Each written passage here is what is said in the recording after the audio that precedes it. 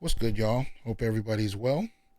Hope things are flowing pretty smoothly for you today. Welcome back to the Onyx Report's Black Masculinist News, where we basically uplift black men and boys using critical analysis. You know? So, we're going to look into today is a very interesting piece that I think should be a warning for most of us. Also, don't forget, if you're interested in getting more Black Masculinist news, sign up as a diamond level member. You can do so by clicking the join button right here on YouTube, right underneath the subscribe button. And please make sure you've subscribed.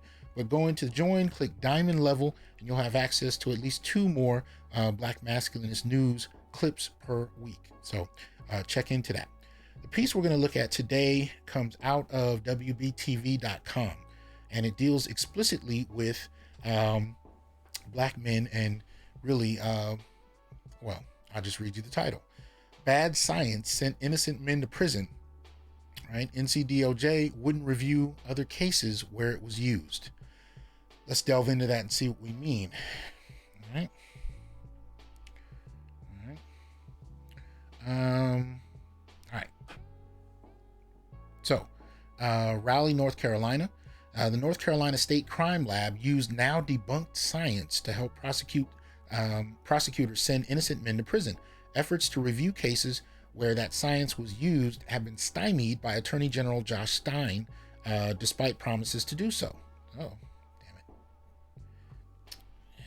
it. My bad. Let me see.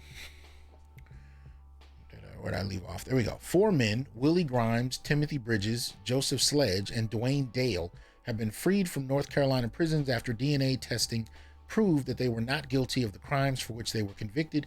The cases against each of them has relied on testimony from scientists at the State Crime Lab using microscopic hair comparison. Essentially, the crime lab said hair from the men matched hair found at the crime scene. Microscopic hair comparison without DNA confirmation is now known to be unreliable.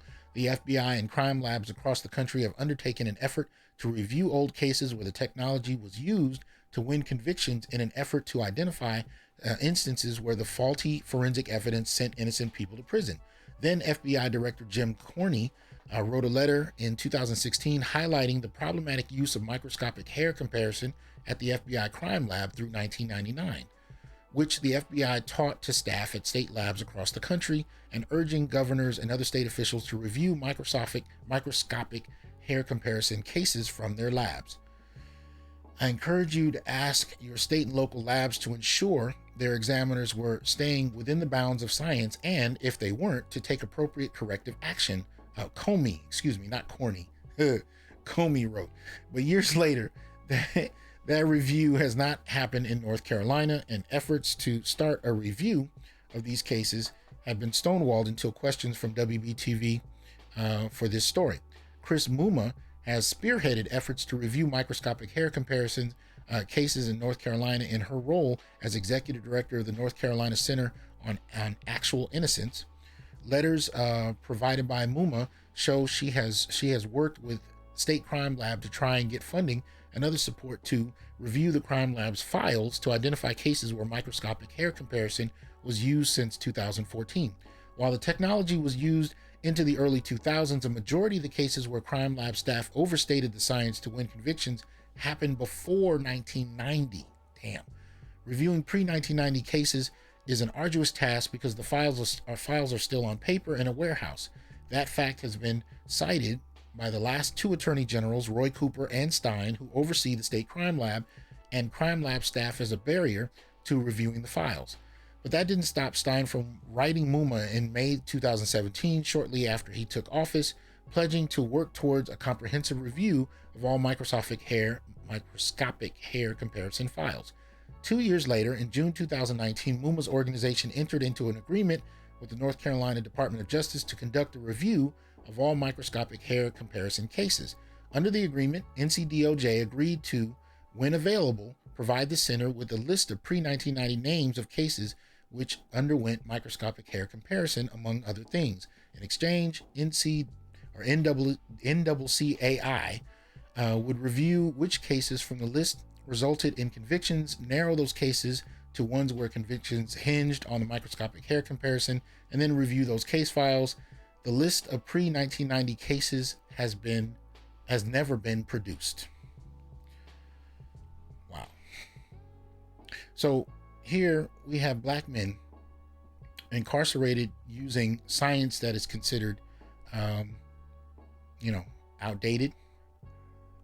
And what is likely is that we have, at least in North Carolina, a bulk of cases that are pre-1990, where you have black men, in prison due to evidence that even the FBI doesn't consider reliable any longer. And this is particularly interesting because one can easily imagine how across pretty much every state you probably have issues like this, but the degree to which you're going to have the Department of Justice in those states actually go back and review cases that are, as they said, filed on paper somewhere.